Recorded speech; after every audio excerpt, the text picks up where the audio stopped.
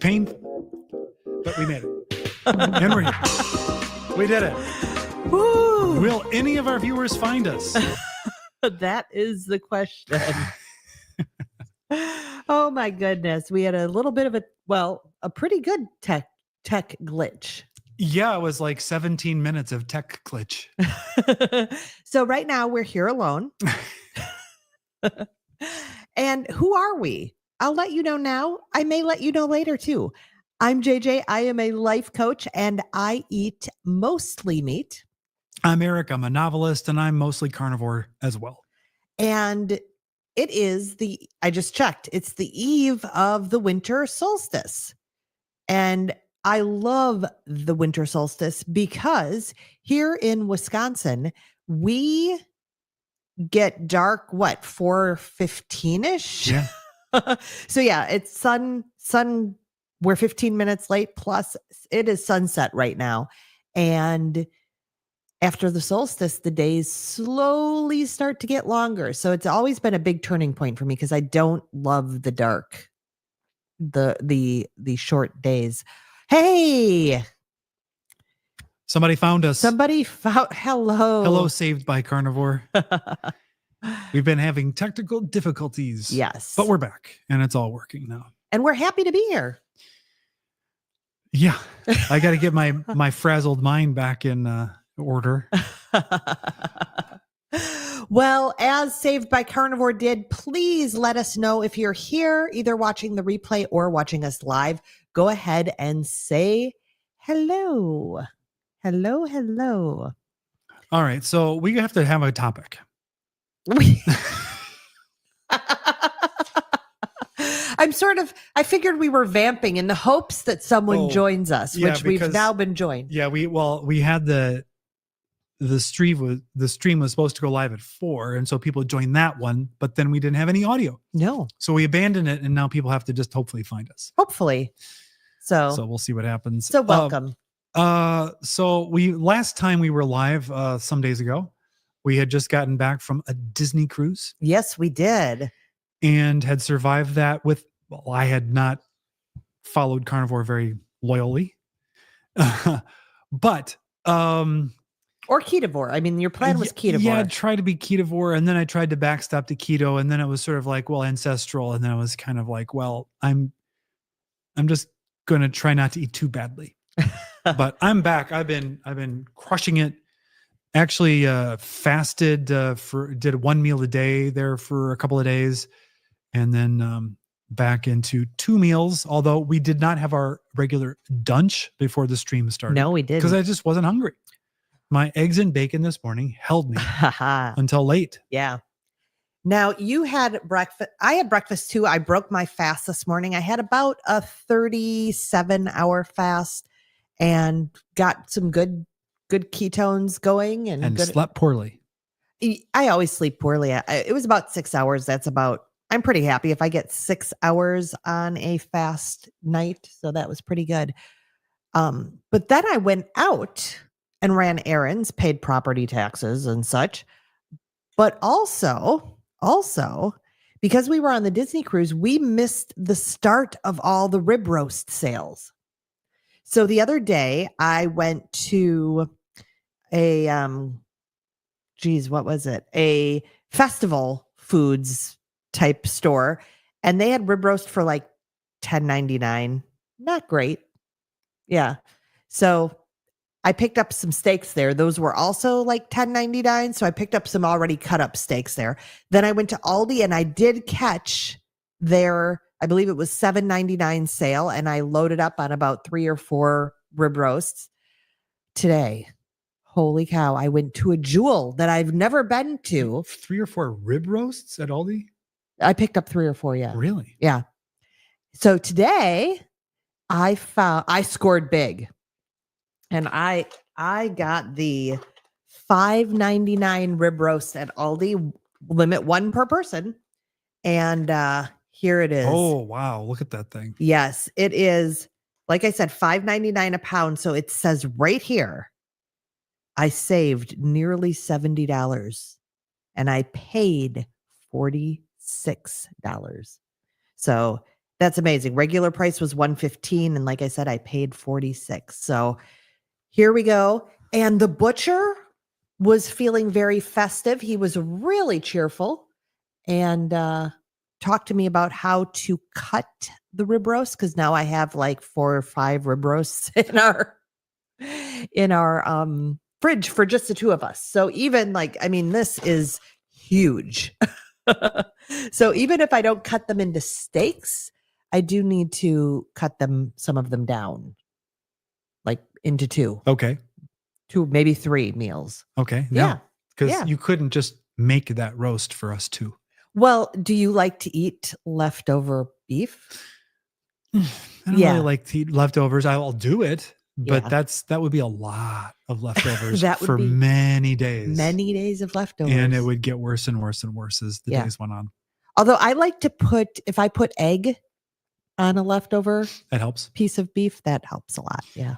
So people are slowly finding us, and that's good. And then they're seeing that, oh, it's them. I don't really know. And then they're leaving. And yes. then they're leaving. So let's talk about.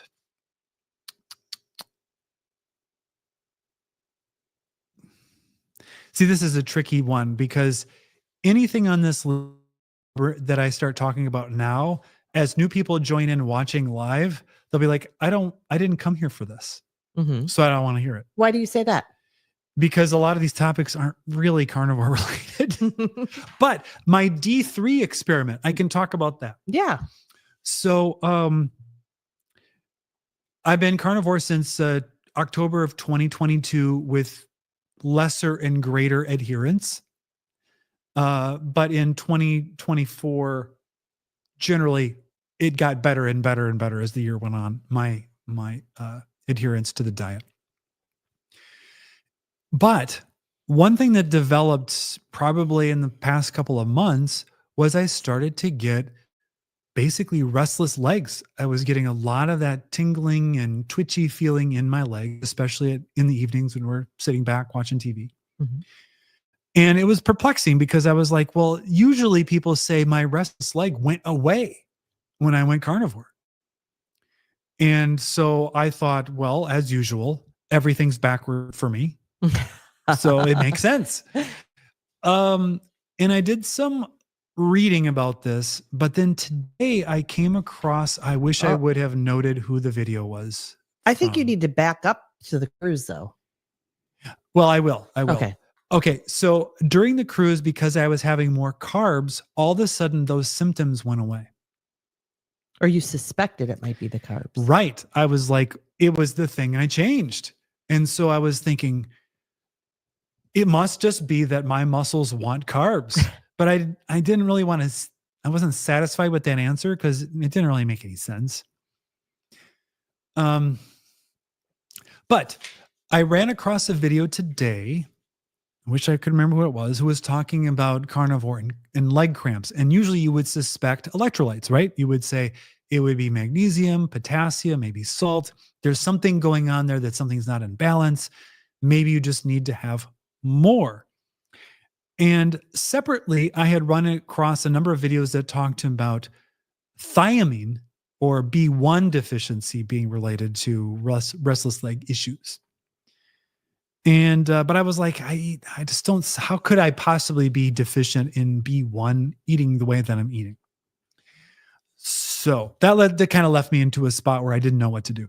Well, this video talked about people who are supplementing with D3 can often have issues because you need more magnesium with supplementing D3, but it can do some other things with other electrolytes. And I was like, wait a minute. When I went on the cruise, I didn't take my D with me because I was like, I'll be in the sun. Why do I need to supplement with my D3 K2 supplement while I'm traveling? So I didn't take it.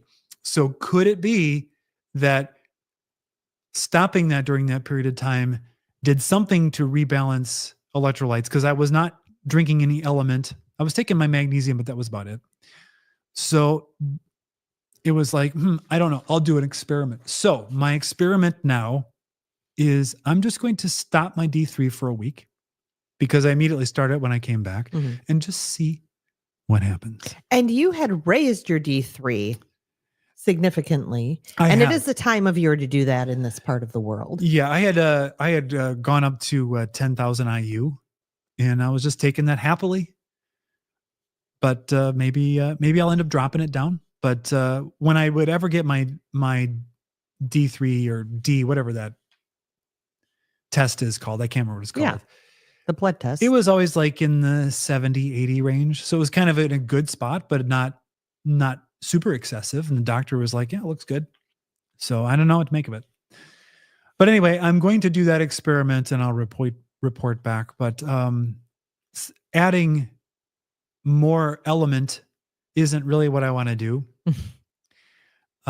So we'll see. Well, and I would think that if it is the D3, I would think maybe the restless legs is a sign to maybe back off a little bit. Absolutely. So, yeah, because I mean, not just add more something's element. happening at the like nerve muscle level that I don't like because it's uncomfortable. It's annoying. Yeah.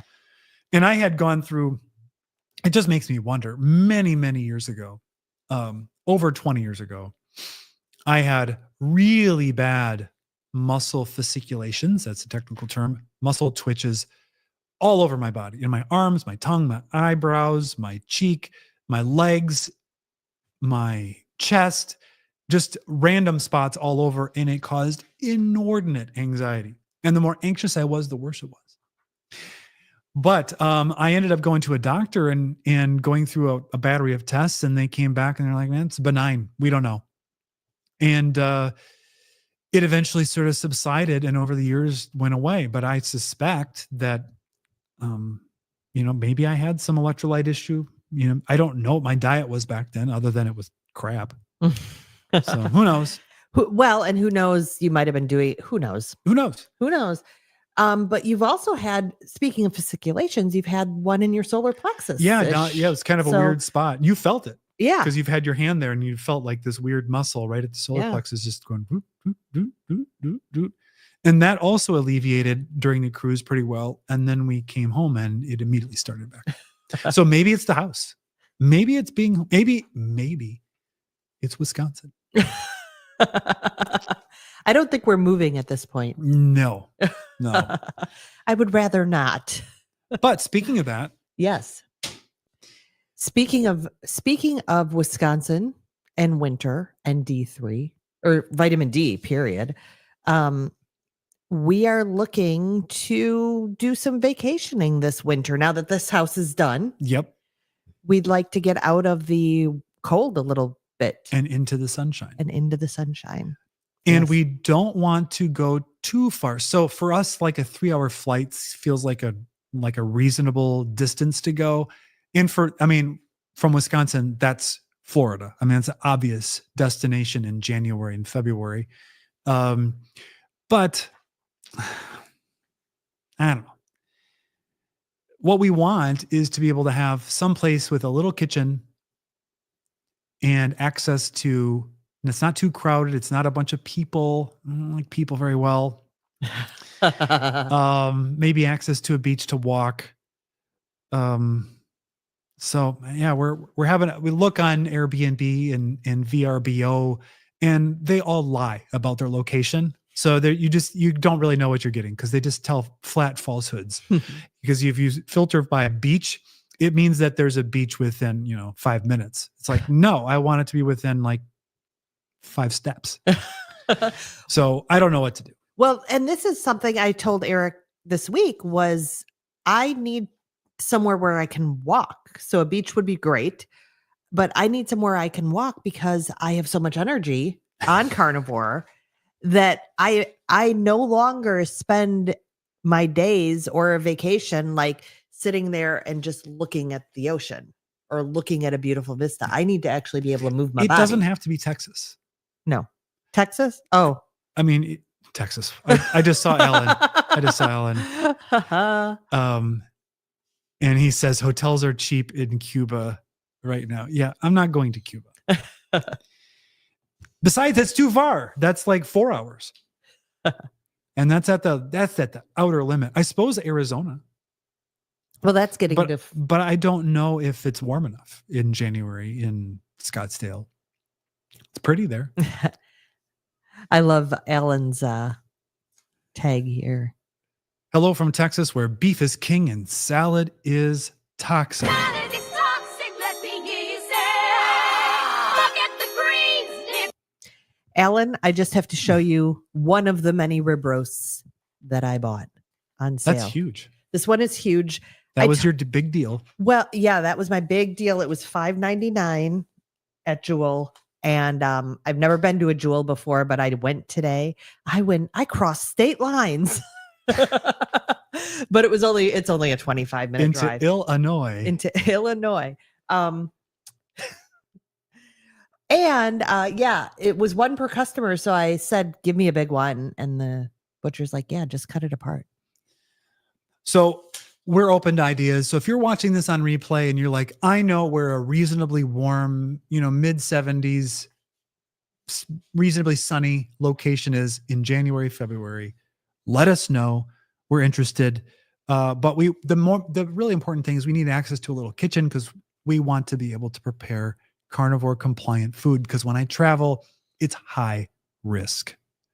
Plus, we're probably traveling in a window in which after we get back, I will be having a blood draw, and I want to make sure that my eating is representative so that the blood labs actually show how I normally am. Because right now, I can't do it because there's been too many interruptions with Thanksgiving and sick and cruise. Your blood's not right. Yeah. So there's that. You have all of this energy. You need to move constantly. And this is the thing, we got back from the trip and she's immediately just all over the house, just everywhere. And I don't know what she's doing, but it's too much. I used to come home from a trip and have to recoup for about a week, like 5 days. So this was very odd. I said to you, we get home fairly early in the day. There's like still a whole bunch of day left. What am I going to do? Well, in the past, you would have called a friend on the telephone. You don't really do telephone calls that often anymore. And you would have walked all over the house while you were talking. Well, that's true too. And you don't have that. So now you have to. I caught her yesterday vacuuming, which is fine. Needed to be done. I was happy it was being done. She had her headphones on, her noise canceling headphones while she was vacuuming. And on her iPad, there was a lady cleaning her house. I was like, I don't understand this. This is strange. I didn't say a word because I wanted the vacuuming done. But I have never thought of like, you know what? While I'm cleaning, I will just put on someone else cleaning. Well, she gives excellent tips. And who is it? It's sort of, I'll tell you in a minute. Okay. It's the idea of sort of shadowing, or is that the right term? Shadowing, I think. But doing it in conjunction with someone. So even if you're like in a workspace and you've got someone doing work next to you, it's that type of thing, mirror neuron type of thing. But this is Cass from Clutterbug. And she is a professional organizer and has had a show on a TV network. I don't remember which one right now. And yeah, she's very light, and she says she's extremely lazy. So she gives really good tips for house cleaning and decluttering. So yeah. Well, we have this problem. You have excess energy because you're carnivore. Mm-hmm. And we have a dog with excess energy. Oh my goodness.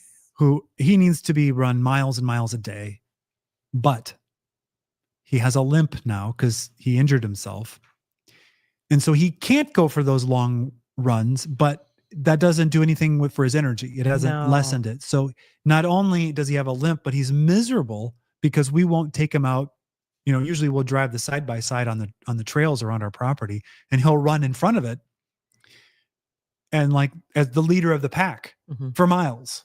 And he can't do it right now. Yeah. And he's also carnivore. So he's got extra energy too. He is. We came home and the limp had started before we left, but we had a great house sitter, but he got less exercise than when we're here, which is fine, especially because he was pulled a muscle or something. He was limping. And so he was only getting about 2 miles a day of running. And so we got home and he looked good. He was not limping. He looked good. So we took him for one 2-mile run. He was going 25 miles an hour almost the whole run, which is extremely fast for him. So he was raring to go, and then He injured himself. it was too He soon. re-injured it. It was too soon. So I do have him on an anti-inflammatory right now, and but he's still not ready. We went for a Paw Patrol, which is a walk. I took him for a walk yesterday because, again, he's looking good. And by taking him for a walk, I mean, he's not on leash. So he is doing some running, but he's not doing that constant steady state run in front of the side-by-side. And we did about an hour walk, 55 minutes, and he was limping. So he's not. Yeah. Now, if we took him to the vet, they would say you need to confine him. Yeah. And you confine him, and there is going to be a revolt. Mm-hmm. And no one will be able to rest. I mean, as it is, his energy is in the house. He shudders when he thinks we're going to go outside and do a run. He sits there and trembles because he's so excited, and his teeth chatter like Perry the platypus, if you know who that is. So I mean, it's a very tangential topic to talk about the dog, but we've really learned about not only proper dog diet. I've always fed them a really good diet, but it's gotten more and more meat-based as I have. And again, it was pretty good before, but now it's pretty solid. And we didn't realize till we got this property, our dogs had about like an acre to run, where it was an invisible fence, and they could hunt and they could run, and it was on a bit of a slope, so there was a little extra exertion there, and they were very happy dogs. And then we took them here, and Arrow, you discovered that he needs to run like 15 miles a day. That's when he's happiest. He's happiest. And again, we had no idea. We know it's a Brittany. He's a high energy dog, but we had no idea really what that meant until now. And so we see a lot of dogs, and I know that there are dogs that are not bred for this much activity. He's a hunting dog. But again, we just did not have any idea what their requirements really are. Yeah, he was bored for several years there before we had this access to this place. So anyway, it's a problem for him. It's a problem for us, but your energy matches his. So if he didn't have a limp, you could be out walking endlessly, and he'd be happy to go, not with you, but kind of around you. Yeah. He's sort of like a planet. He's like a moon. If you walk out, he orbits in very wide orbits, but then he checks in every once in a while, and then he keeps going. Yeah. He's a good boy. He is. And he doesn't run away. No, he's very easy. Lucky, Rip, rest in peace. If there was no corrective collar, we would never see him again. Nope. He would just leave and keep going. Because the only place he ever wanted to be is wherever he wasn't allowed. Oh, poor Lucky. Yeah.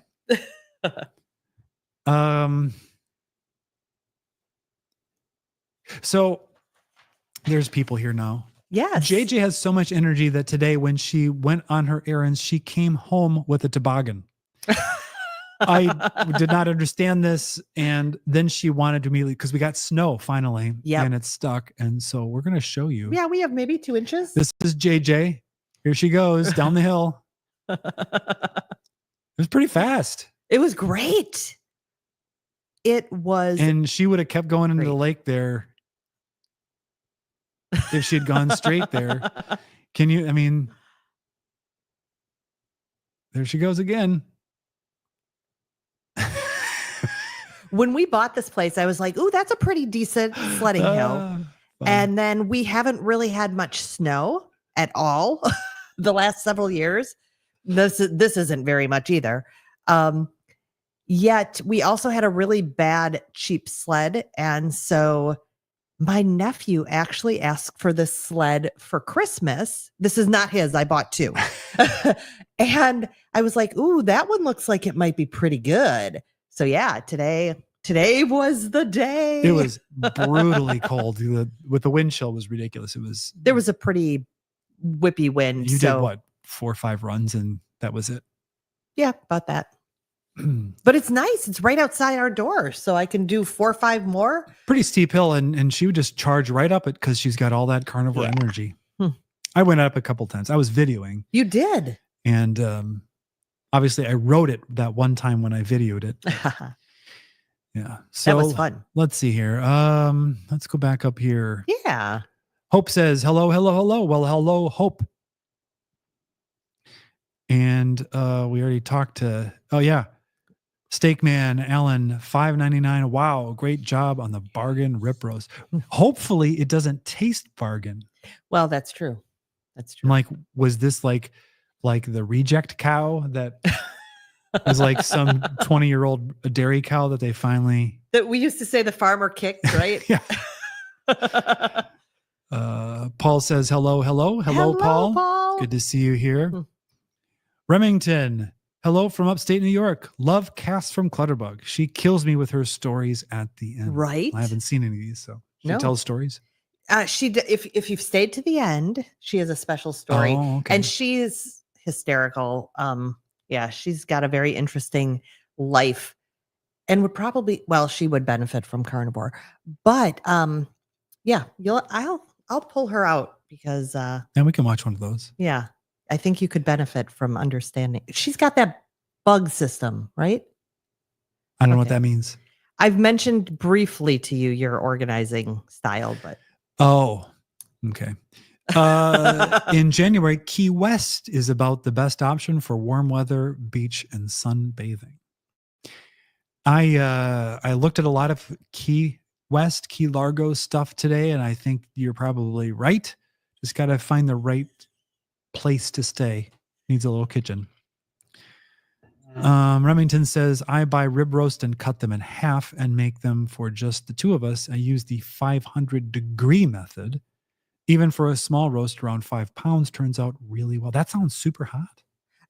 So I'm guessing, is this the Sean Baker method that I just saw, where you do it at 500 for, I believe it's 5 minutes per pound, and then you turn the stove off and leave it in for 2 hours, I think. So as the oven gets cooler, it continues to cook. Mm-hmm. But it gets that really good outside from the high heat. Because you're not going to sear a giant thing like that before you put it in because it's huge. Right. Interesting. I'd never heard of that method. Well, I'm glad to hear that because I really do want to try that. So he has some sort of a super hot thing outside his house that he puts steaks in, and it like, I don't know, it flames it from the top of them. I don't know what that thing is. It's expensive. I can't remember what it's called. I've looked at it in the past. But it's super hot, right? But it's super hot. But it might be an investment worth looking into at some point here, since, this is all we eat. Going away. That reminds me, the butcher today asked me if the rib roast was for Christmas, because it was he's like, you should wait a couple days before you buy it if you're buying it for Christmas. And when I got home, I realized, I told him no, it was just for general consumption, and wrong hand, but yes. And I realized when we get home, we eat steaks almost every day, right? And for Christmas, we actually have a sandwich platter. You'll make your cottage cheese bread again? Yeah, probably. And yeah, so it's just kind of reversed for us. The 500 is preheat oven to 500. Yes, cook for 5 to 6 minutes per pound. Turn off oven and leave the door shut for 2 hours. Excellent. So you're going to try that with one of these rib roasts you got today? I am, and I sort of feel like if the universe keeps presenting me something, it's like, do it. So yeah. Well, it doesn't sound like something that we can do today because we need to eat as soon as this is done, and you haven't started hours and hours ago. Yeah, we're gonna have just the steak today. Just a steak. But yeah, maybe tomorrow. So JJ Do you find yourself eating more on really active days? You know what, Alan? I have not tracked that specifically. Well, I Now would I think will. your most active days are when you're fasting. Yeah. Here's the observer. That So is then the true. following day you have to make up for it. And I do. Yeah. I'm like today is a refeeding day and I generally keep my meals. I generally have 2 a day and I try not to snack in between. But if I'm coming off a fast, I eat pretty steadily most of the day. There is snacking. It's a lot more food. Yeah, good point. That the other day it was late. We sat down, we were watching TV, and you brought in something that smelled like tuna. It was tuna. I couldn't believe my nose because she's not a fish eater. No, I don't eat fish for the most part. I will occasionally have tuna and I will put some sort of a like a mayo dressing in it. And I put hard boiled egg in this too. Yeah.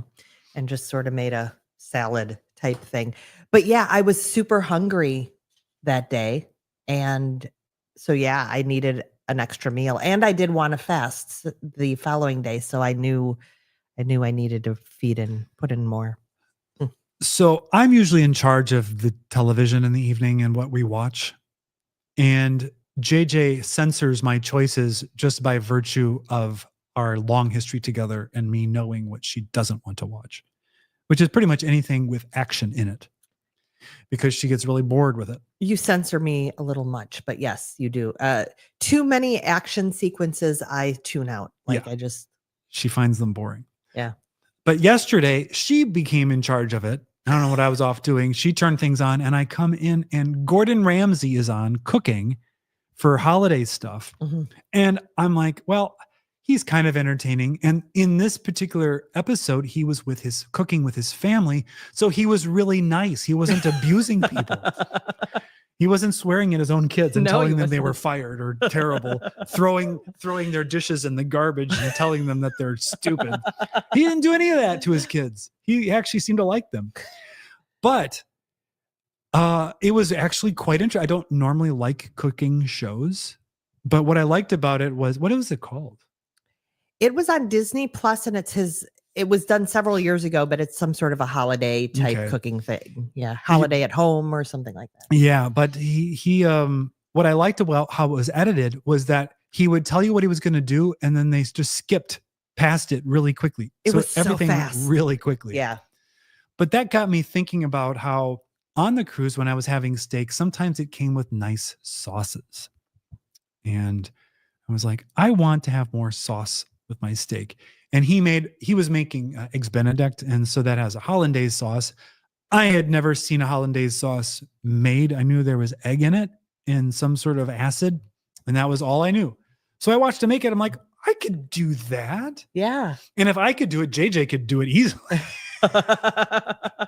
So then I was thinking, well, maybe you could make a hollandaise type sauce to put over steak, but I wouldn't really want to put lemon in something like that. So I asked ChatGPT and it was like, and I was like, could you use a different acid? And it was like, well, you could use different like white wine vinegars and stuff. And I'm like, well, maybe that would work. And then it said, you know what you're talking about is actually a Béarnaise sauce. Mm. And I was like, I don't know what that is. It sounds like something Winnie the Pooh would like. And so I read about Béarnaise and I was like, that sounds like what we should make immediately because I want to try it. Yeah. So we are doing that. We are going to try that maybe tonight. And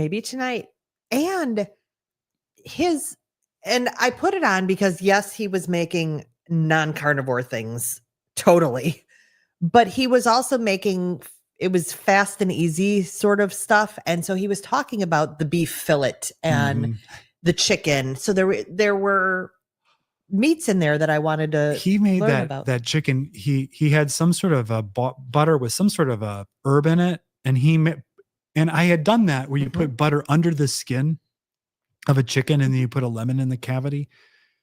Oh no, the amount of butter he put under that skin over the chicken breast area was disgustingly great amount. It wasn't just like a few pats of butter like I think I did out of Probably, yeah. the Better Homes and Garden cookbook that I had. So I was really excited to see that and I wanted to try it because it looked great. And that show actually inspired me to pull out Courtney Luna's cookbook again. And it was literally like I'd never seen it before in some areas. I was like, what's this recipe? What's this recipe? Oh my gosh. So that was exciting. So That's because we looked at the fake bread recipes only. we And apparently we did. made those and we're like, yeah. Yeah. So I'm excited to try some of her recipes again or pull out the book again and try some that I haven't tried. Now, again, I want to just say, I'm sorry, Courtney. I made your cornbread. I thought I didn't like it. I toasted it really toasty and it was delicious. You wouldn't like it. See, I've been gluten-free for 13 years, so bread has a whole different meaning to me. Yeah, But yeah. you just have a very low standard for what qualifies as bread. I do. I do. Hollandaise and béarnaise sauce are really easy. Well, we will find out. I do like eggs Benedict, but obviously you can't have eggs Benedict and carnivore, at least in the way that I would normally have it with an English muffin. But if you use Courtney's fake bread, you could make a version of it. You can. I think she even has one in there. But I think she also has a version where you or not a version, but a recipe where, I mean, recipe can be used kind of loosely in some of these cases because it's so simple. But I think she puts prosciutto in a muffin tin and then puts the egg inside. So it's like, a breadless, you put some hollandaise on there, it would be like a breadless type of, and I was like, ooh. So I was getting all kinds of ideas. It probably wouldn't be bad. No, I think it'd be amazing. Yeah. Yeah. Which reminds me that someone close to me texted me today and said that they just bought a juicer. Yeah. And the husband is type 2 diabetic. And so he's been juicing the last couple days and she was very excited about this for his health. And I mean, she is not asking for my advice. So I don't feel like I can insert myself into this, but what did you say? I said, did you reply and say, this is a disaster? Yeah. Yeah. So, I mean, so far it sounds like they're juicing veggies, but tomatoes aren't veggies. I mean, it's just, it's not good.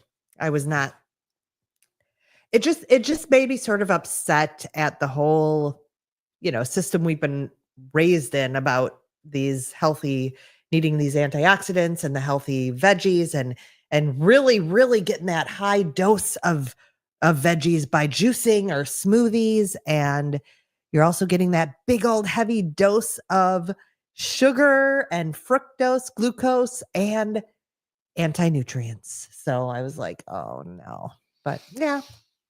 And probably some oxalates. And yes. So I was a little bummed by that, but again, she's not asking for my advice, so mum's the word right now, but if there is any opening, I will just lightly mention you might want to check into what that might do to his blood sugar. And I don't think he tests blood sugar, so it's not something that he monitors, but yeah. Hope says, I have heard that older beef is actually better tasting. So you mean like from older cows or aged beef?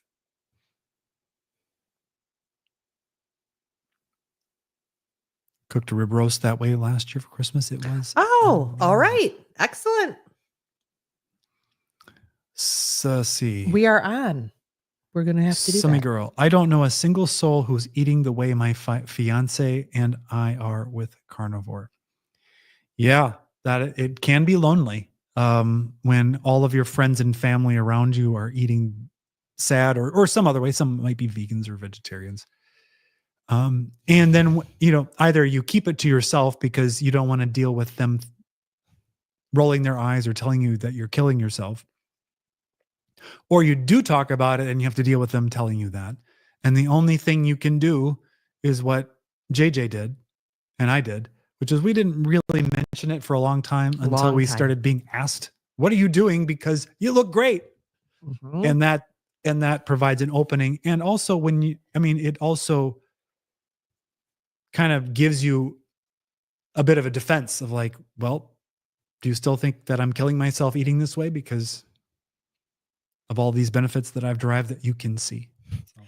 That reminds me too. I was talking to my friend this week and she was asking, she's very carnivore curious right now. And she mentioned how much I can eat. Cause I can eat when I go out, especially, I usually order 2 entrees because I'm only eating the meat. You carnivores understand this because when you get 1 burger patty, that's not going to cut it. And if you're doing 2 meals a day or whatever, it just not going to cut it. So she mentioned, she's like, I don't want to insult you, but I see how much you eat. And I joked with her. I said, I know that when you asked me if anyone was asking me about my weight loss and what I was doing, and I was saying, not really, because there's only been a couple. And I said, not really. I think that they believe I'm all on Ozempic, semaglutide, GLP. And I said, except this friend who I see every week, and she sees how much I eat. So she would know I could not possibly be on anything like that. It's not caloric restriction. No, there is no caloric restriction. So it's nice to see you here, Sumi Girl 5. We haven't seen your face before, and we're delighted to welcome you to the channel. It's great that your fiance is doing this as well. Yes. That's got to make it way easier. Yeah. Because we started kind of independently from each other and then discovered we were eating carnivore, and that made it way easier too. Because I think what was happening was you were making me some of my carby things that I was just not eating or not eating very much of because I was trying to reduce it. But it does make it easier to have somebody you can. And I remember today you were making those keto desserts at that time for a while too. That was the cookie. Yeah. And it became less and less keto the longer I kept making it because more full sugar chips. Yeah, got into it with every batch. Yep. Convinced 2 of my coworkers to do World Carnivore Month in January. That's right. It is. Yes. It is supposedly World Carnivore Month. Yes. In January. I will be, I guess, doing that by default. I've been making my husband Maria Emmerich's Emmerich's steak sauce. 1 cup browned butter, melt in 8 ounces of cream cheese, add a cup of bone broth. Interesting. Very cool. Okay. And I'm sure I have, you gave us the recipe, but I've got some of her cookbooks, so I'm sure I have that somewhere. I would definitely put that on a steak. I have not pulled out her cookbook. We've just been I think since we moved, it's just been not a lot of time in the kitchen for me. Yeah. Except for you do cook a lot. It's just you're not doing experiments that much. No, I haven't done any of those outside things like the breads and so forth. Egg white breads and stuff. Well, it's winter. It's perfect time to experiment with those things. Yeah. Speaking of winter, which I dislike because it's cold. We're in Wisconsin. I grew up here. I should be used to it. I just don't like it. It's dark. It's gray. There's not many redeeming qualities. And actually more recently, it doesn't snow that much that often. So we were kind of lucky to get the snow we have to make it look Christmassy and holiday-y. Could be gone tomorrow, though. I don't know. Probably will melt and be gone. But one of the things that I had been interested in experimenting with for many years is the benefits of sauna. Oh, yeah. And you would think you're a Fredrickson and I'm an Edstrom. We have Scandinavian history galore. No tradition in our families of sauna. No, and actually, my friend who's Finnish is really a stickler on sauna. Oh yeah, sauna. I can't do that without feeling like No. it's like if I was using like a Spanish word and I was pronouncing it with a really strong Spanish pronunciation. There was a whole Saturday Night Live skit where they did that. As a matter of fact, yes. like I don't even know how to like. Gordon Ramsay was making that verde Salsa verde. salsa verde. Verde.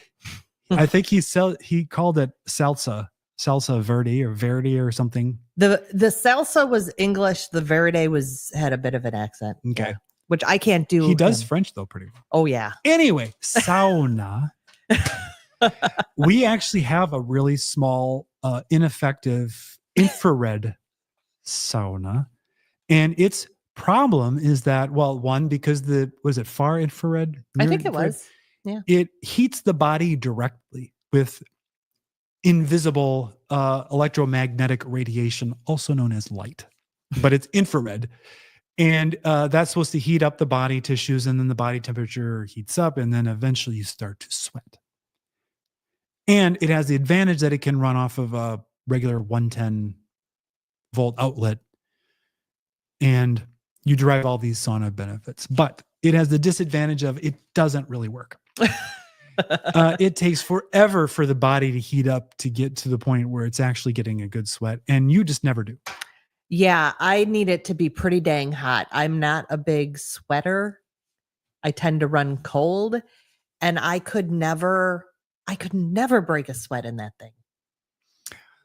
The only way I could ever do it is I'd kind of let it run, and it would heat the air up a little bit in there, and then I would get in there and just wait and wait and wait. And because it was very small and heat rises, my feet would always be cold. That's true. I don't want cold feet. So I have been looking at other reels. We've moved into this new home there. We've got a couple of places. We were thinking about an actual sauna with an electric heater, not wood fired. I'm not that traditional. And, but there's barrel saunas. And you can put them outside. We could put it under the deck. Mm-hmm. So does anybody have experience with that? And do you have any experience with like home saunas that have a real heater in it? But I would have to get like a 240 volts outlet or something installed. But just we're interested in looking at that, and it would be great in the winter to be able to get warm. I can't remember. Dr. Boz wants you to be at like 180 or something. She wants a hot setting so that you really are getting the benefits. And I don't even think our infrared produces that. Like, you wouldn't get anywhere near that. No. So, and a cold plunge to go with it. And I just saw somebody commented on that, because you would want to get out of it, get into the cold plunge, and then you would want to go back in, maybe repeat. Back when I was having some real hormonal issues, I tried cryotherapy for a while, and I enjoyed it, but I didn't really notice any big benefits from just doing that. And that was not water plunge. No, that was, what's it called? Nitrogen? Liquid? I don't know what they used, but you'd get inside of a little tube type thing with your head out. They'd spray this cold air gas in. Yeah. You'd have gloves on. Yeah. And you'd spin for like 3 minutes or something. Something like that. I did it a few times. I didn't really derive any benefit from it. I didn't feel particularly good after it. Mm-hmm. Certainly didn't during it. Yeah. I did the NAD infusions at that same place too. I think I did notice a little something with that. But again, nothing like Carnivore. And I was trying everything at that point to try to make it through my days. So we're looking at sauna stuff, and we'll keep you updated on what we decide to do with that. Obviously, it isn't free, which is a bummer. Dang. Funny how that works. There's a place in the Wisconsin Dells, which is up near Cary from Homestead Howe. Yeah. He's not quite the Dells, but he's up in that general area. But there's a spa there where where I did sauna and cold plunge, really liked it. Yeah. I don't know. I really like it. When I was a kid, I don't remember how old I was. I was very fortunate. My parents decided to put in a pool. So this would have Yes. been An in-ground pool this would have been the 80s, with a diving board and slide. early 80s. Yes. Maybe even 1980. I don't remember. And I don't remember a whole lot about the installation of it, but there was a heater, but the heater was only to be used for the spa, is what it was called, which was a whirlpool hot tub type thing.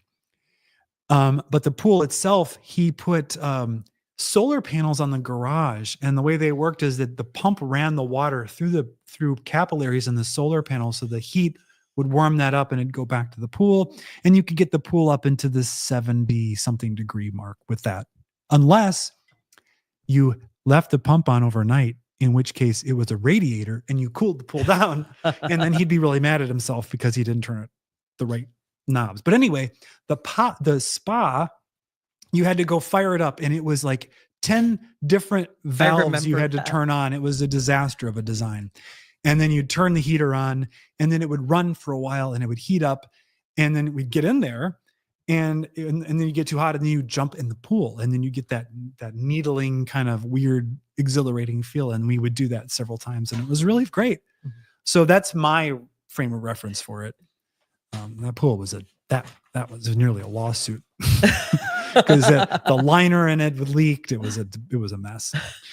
So yeah, but you were talking about getting the NAD infusion. Yes. And that reminded me, there was a period of time where when the IV infusions kind of became available in our neck of the woods. Yes. I was going because I was like just trying things to try to feel better. We were both desperate. Yeah.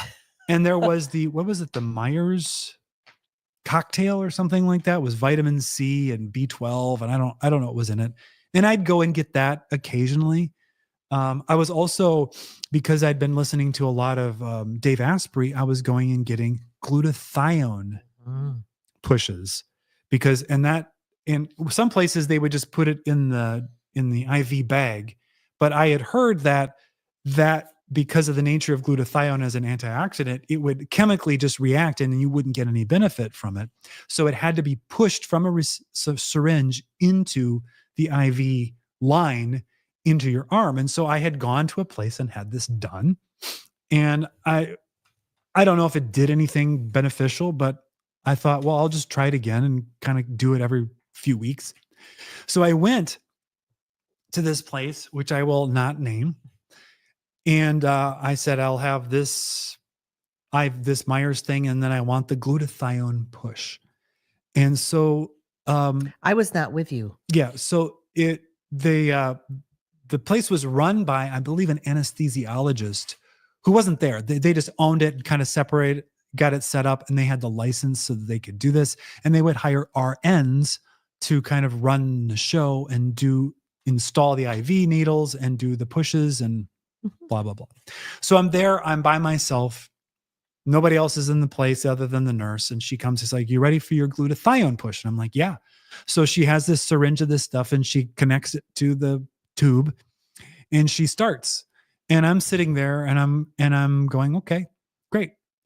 And all of a sudden I start to get like really chilled, like cold, not like a feeling of iciness through my hands or anything, but like shivering, like cold in my back, as if I've been outside in the cold way too long. And I'm just starting to shiver and I'm like, I'm getting cold. So she gets me a blanket and I put it on there and I'm sitting there and I'm like, this is really weird. I'm just shaking. I'm shivering and shaking. I'm like, I just can't get warm. She's like, your blood sugar is probably low. Here, eat this. She gives me a Kind bar or something like that. I eat it. Then I'm still shaking. She gives me some juice. I drink it. I'm just shaking and shaking. And I'm not freaking out. Now, as someone with health anxiety and a lot of worst case scenario thinking, you would think that I would be panicking at this stage. But I'm actually kind of pretty chill. And so she's like, you know what? I think I'm going to stop this push. And so she withdraws that thing and she's kind of watching me. She's like, hold on a second. And there's no separate room. I'm just on the opposite side of a divider wall.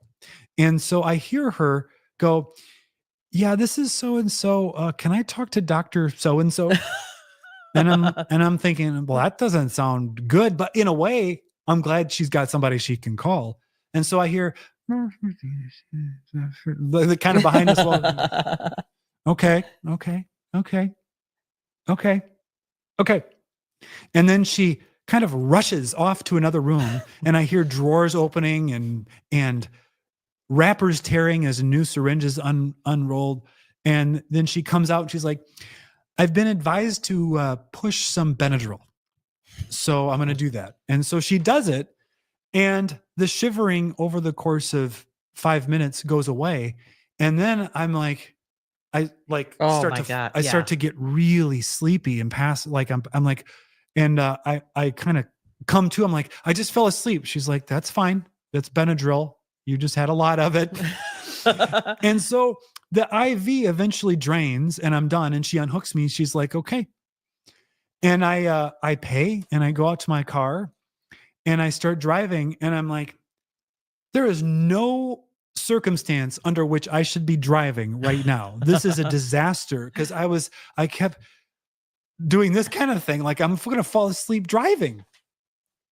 I think you called me at some point. I did not come get you. No. But you were like, this has happened. I stopped, as I recall, and I went to a parking lot somewhere and I just rested for a while, trying to come to. I think I got some caffeine.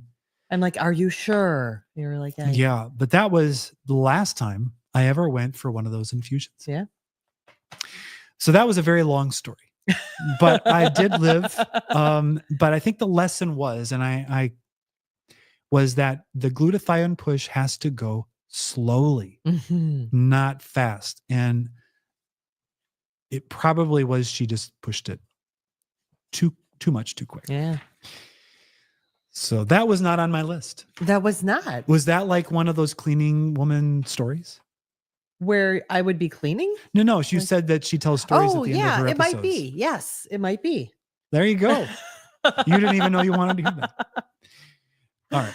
So anyway, that's that story. So let's go back and see what people have been saying. Yeah.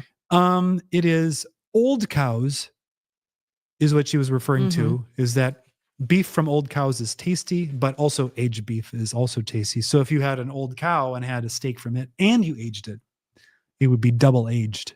And I think I just started a business marketing thing. It was we could send people double aged meat boxes.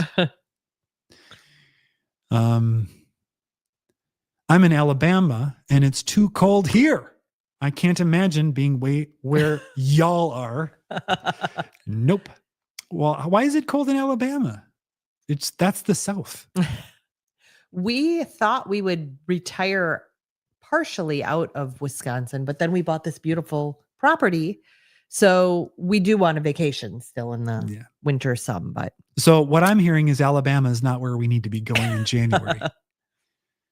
But just one note on Alabama. My very, very favorite rock star guitarist is from Alabama. And if you can guess who it is, think 70s supergroup, and maybe you will get it right. Paul Fuller. I just picked up a bone-in rib roast for $5.99 a pound yesterday. The butcher sliced into 1-inch steaks for me.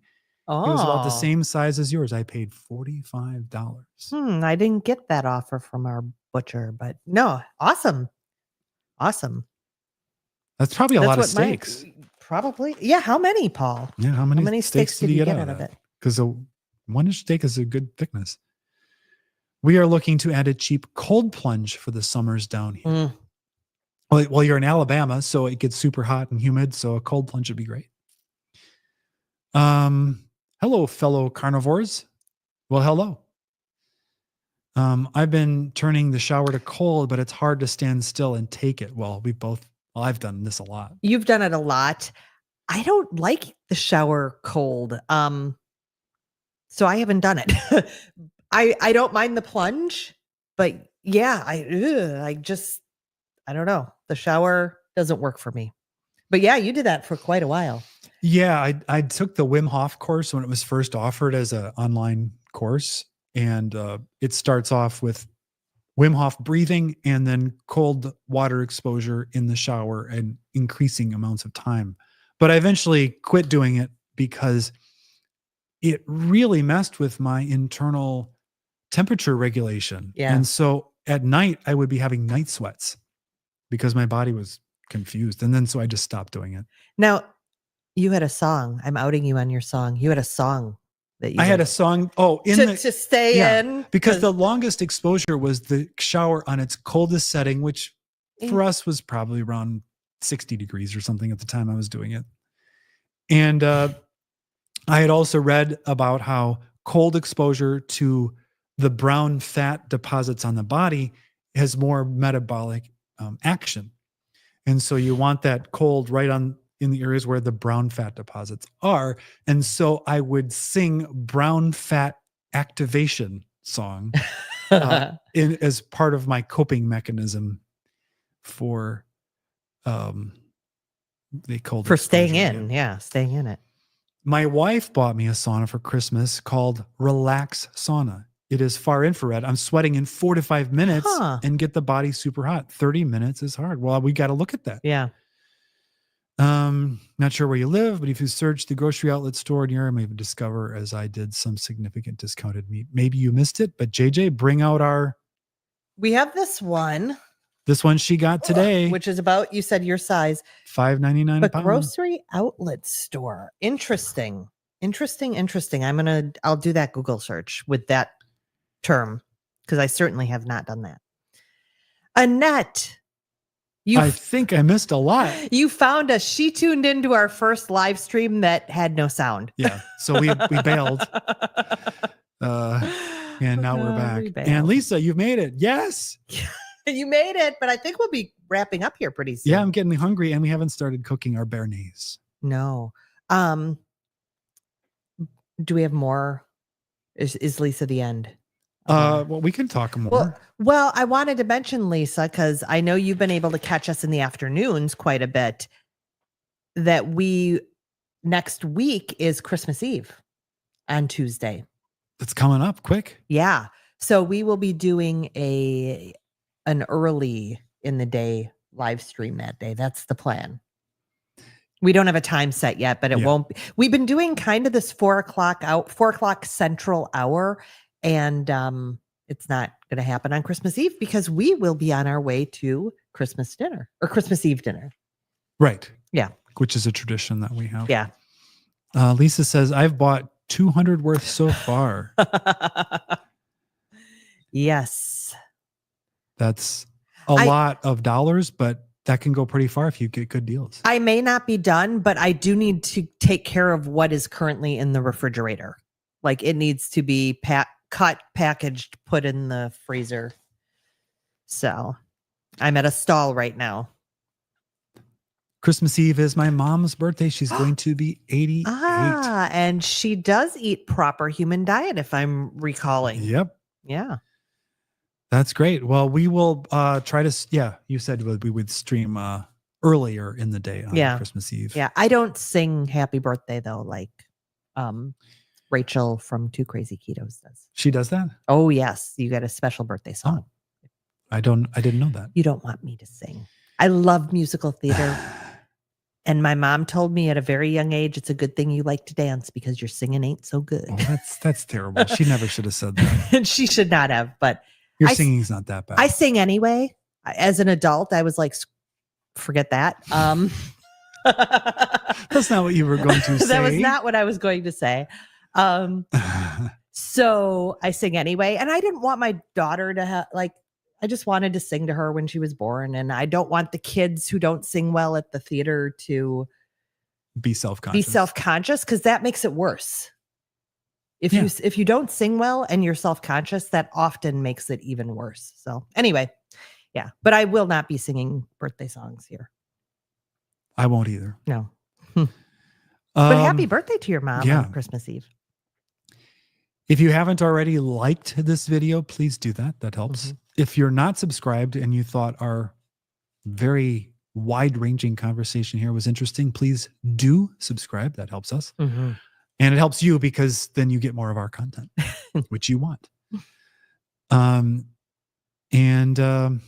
Lisa is saying, how was the trip? Our entire last live was about this topic, but it was good. It was good. I'm glad we went. I'm glad we're home.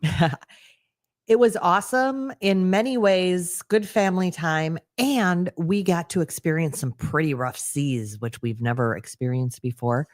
And we all made it through pretty well. We rolled with that pretty well. Yeah. And you, with your anxiety, rolled through it very well. That's because the Dramamine, the less drowsy Dramamine, was a sedative and kept me pretty sleepy. So yeah, that all worked good. Yeah. Just looking at our list to make sure we covered everything we wanted to. Yeah, I think we've got it. I think we've got it. I think because we started late, and so now we're ending a little bit late. And we've got to eat, and we got to make this béarnaise sauce. Yeah. I really need to taste it. Yeah, we usually like to be done eating by 4. Oh yeah, this So is going to today's a screw up little my late. sleep now. No, I broke my fast, so I'll probably sleep really well. Well, everybody, we will see you Christmas Eve at some time of the day. But earlier. Yeah, in it'll the be day. earlier. So So with that, goodbye. Good night. bye, everyone.